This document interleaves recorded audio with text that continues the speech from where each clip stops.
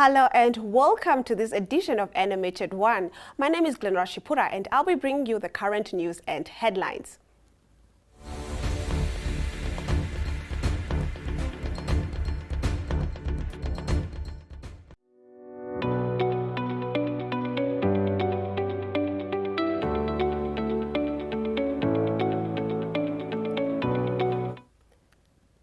In incoming news today, the Angola International Diamond Conference will be hosted by the Angolan Ministry of Mineral Resources, Oil and Gas, Miriam Pett, a first for Angola on 25 and 26 November 2021 in Sorimo, capital of Luanda, Sol Province. The conference will include the participation of mine ministers from major African diamond-producing nations, leaders of diamond companies, and national and international industry experts.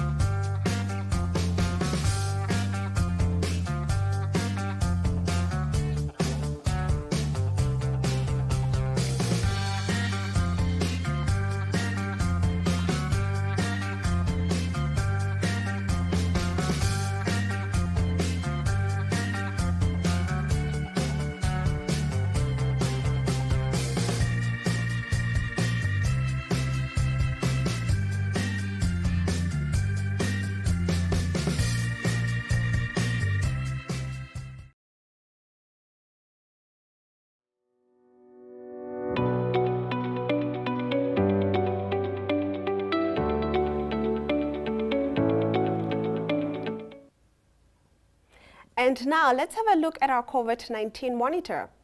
In our COVID-19 monitor, we report as follows today. Active cases in Namibia on Tuesday, the 16th, dropped below 100 and reached a low of 57 on Thursday, before rising again to 72 on Saturday. A week before that, there were still 130 active cases, according to health authorities. Of the remaining active cases, 10 were hospitalized, according to yesterday's announcement by the Minister of Health and Social Services. This number consisted of 5 patients in Windhoek hospitals, 1 of them in the ICU, 2 in Oshana, and 1 hospitalized case each in the regions of Kunene, Kavango East, and Erongo. The overall recovery rate in Namibia remains at 97.2%, and recovery rates in the regions, as indicated on the map, also remained unchanged, except for an increase from 96% to 97% in Ohangwena, where active cases decreased from 27 to only 3 over the past 7 days reporting cycle. Numbers in most regions remained limited and stable in Windhoek. Active cases, however, increased over the same period from 19 to 27, while Oshikoto had 27 active cases, all of whom could be cleared. The number for Oshana dropped from 11 to 4, and the totals for Hardap and Karas decreased from 7 each to a combined 5 active cases. Yesterday, there was a slight increase in new cases, with 14 confirmations, but on average, only 6 cases are reported per day.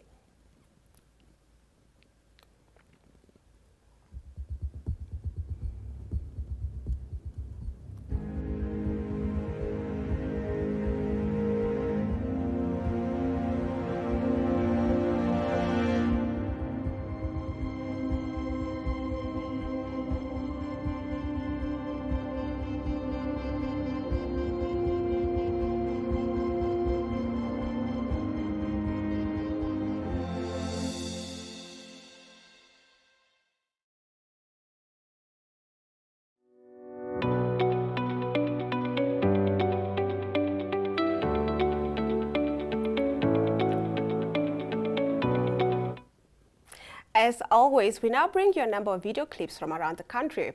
In our first video insert, the family of the late Mario Minganja, who died after he was allegedly denied medical attention at the Sauyema clinic in Rundu last Thursday, wants the health ministry to take disciplinary action against the nurses who were on duty in the emergency wards on that day. Kenya Kambwe filed this report.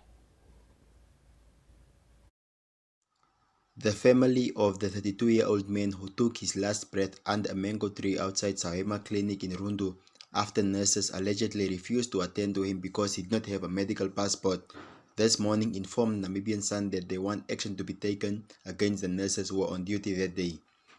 According to the elder sister of the late Mario Minganja, she told Namibian Sun that the family had a meeting and decided that they will seek for justice to be served.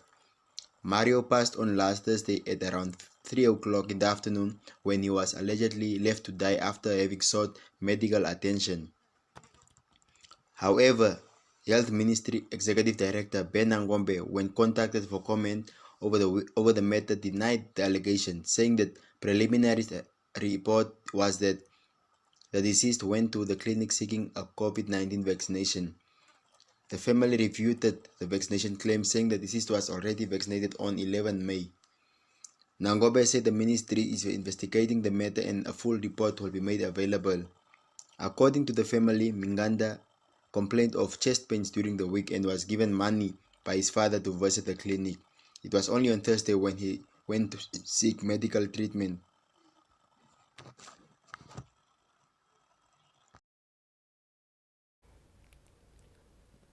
Moving on, Waka Waka Mu founder Luis Munana, together with his partner organization, GIZ, on Saturday, put together a fun day at the Khoriankab Dam informal settlements to educate children about the importance of nutrition, especially in the sports. The children also received a meal at the end of the day, as the Kamati captured the fun.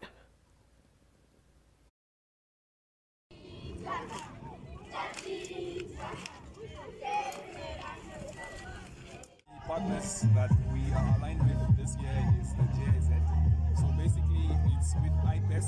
It's to promote sports amongst kids, sports towards kids in high school, primary and secondary school. Yeah. So the idea for today was just to have a fun day where the kids can have fun and also learn about the importance of nutrition and sports, or where sports means nutrition. So we're just here having fun, playing, dancing, and most of the games were like sports related, just to show that you have to be active as someone who's engaged in sports. Yeah, because you must eat healthy food when you're playing sports so that you have energy.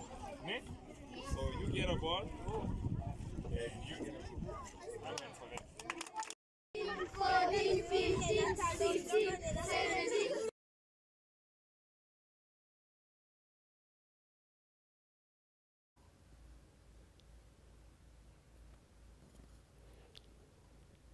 Moving on to our final video for the day, Day 3 of the recently concluded Ochumwise Live Arts Festival featured performances by Namibian artists Liz Ellis and Adriano Visache.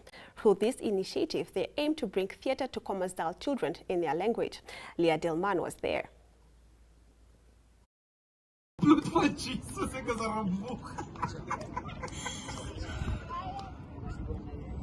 Dis die gekreukelde sirkel wat ek al ooit in my lewe teëgekom het.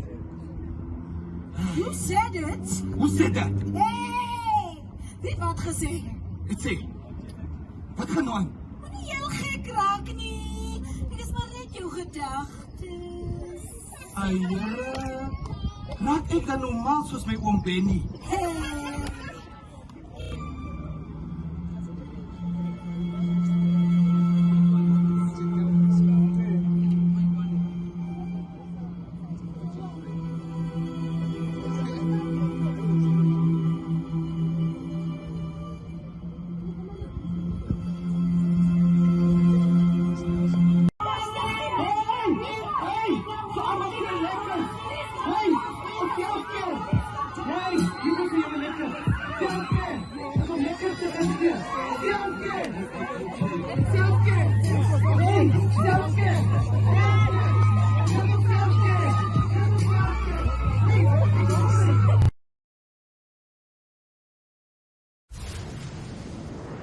Season 1 of the Hunters Chill Session is coming to a close. To celebrate, Hunters and the Namibian Sun will be having an exclusive invite-only event at Access Lounge on the 23rd of November. You can be part of this. Stand a chance to win exclusive double tickets for you and a friend to attend the Hunters Chill finale. WhatsApp a picture of you and your friend chilling with your favorite Hunters to 084 000 9820. Hunters, refreshes like nothing on earth. Not for persons under the age of 18.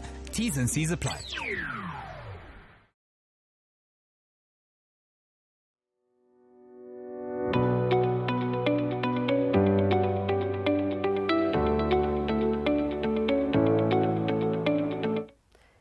On the front pages of Namibia's newspapers published today, we've identified the following reports that raise special attention.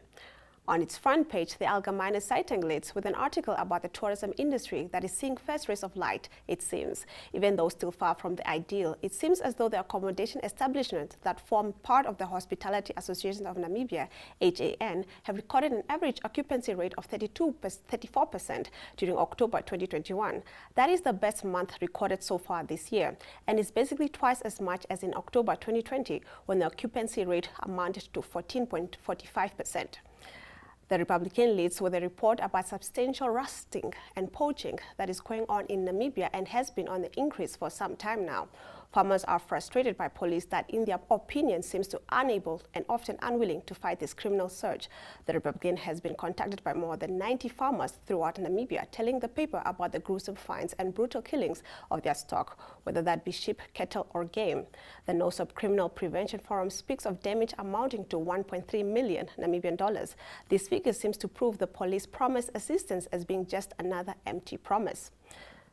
The Namibian Sun focuses on fish co once again.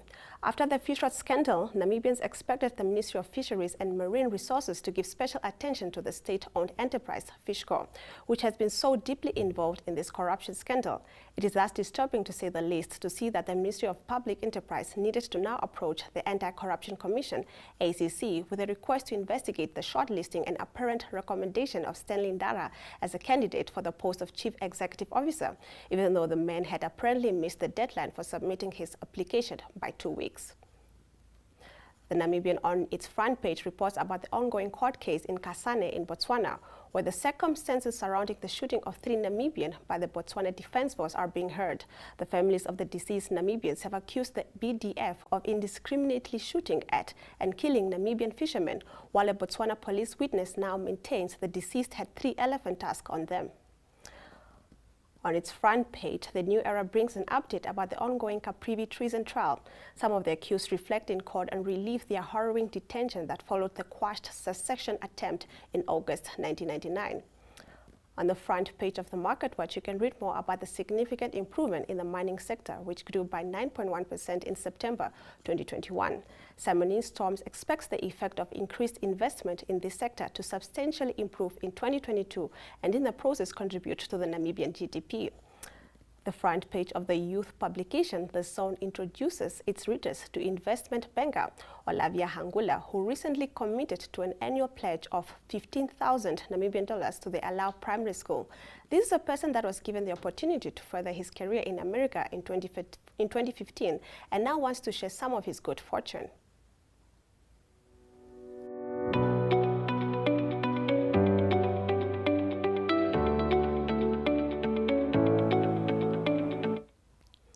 And now let's have a look at the inside pages.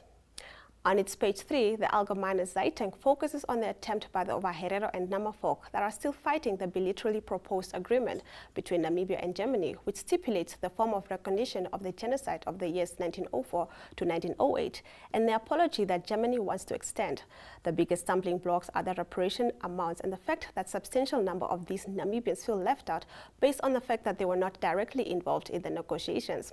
They have now approached the United Nations Human Rights Council in an attempt to force Germany to speak to them. The human rights expert Philia Nangolo has in the meantime judged these attempts to be futile. On page 2 of the Republican, you can follow the ongoing dispute between property owners of the Omeya State settlement south of Windhoek and the interim administrator Daniel Terblanche that had been appointed by the biggest creditor of this body corporate, Bank Windhoek. This follows long-standing dispute between the Upmarket Housing Projects Owners Association and the original developer. In order to cover the huge outstanding bank debt, 90 properties had now been auctioned off, with the auctioneer assuring the sale was a success, to which the Owners Association does not agree. The Namibian Sun on its page 3 takes on another look at Jerry Kanjo, who in the most despicable manner went on a tirade in Parliament denouncing the LGBTQ+ community in vile language and likening abortion to murder. Civil society organizations representing this community have now condemned the remarks by Kanjo in strong terms. The Namibian on its page 3 reports that the police regrets having arrested journalists during the protest held in Windhoek during 2020. These arrests during a public demonstration against gender-based violence should never have happened, says the Commerce Regional Commander, Commissioner Ismail Basson. On page 3 of the New Era, the paper brings a report about the public appeal made by Namibia's founding president, Sam Nujoma, who has appealed to the Ethiopian nation to come together and agree to a peace after 2 years of brutal conflict between government troops and the Tigray People's Liberation Front. The population counts among the main casualties in this war. As usual, these type of conflicts. Win instant cash this spring with Top Score Instant. To enter, buy any new pack of Top Score Instant 1 kg or 500 grams from any store countrywide and stand a chance to win one of 2 grand prizes of $20,000 Namibian or one of 12 weekly prizes of $5,000 Namibian. SMS Instant to 24442. Competition ends 30 November 2021. T's and C's apply. Top Score Instant, a proud product of Namib Mills.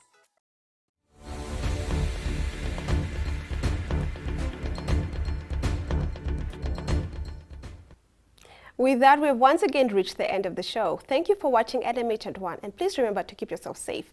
From me, Glenn Rashipura, please do join me again, same time, same place tomorrow. But before that, up next, the weather.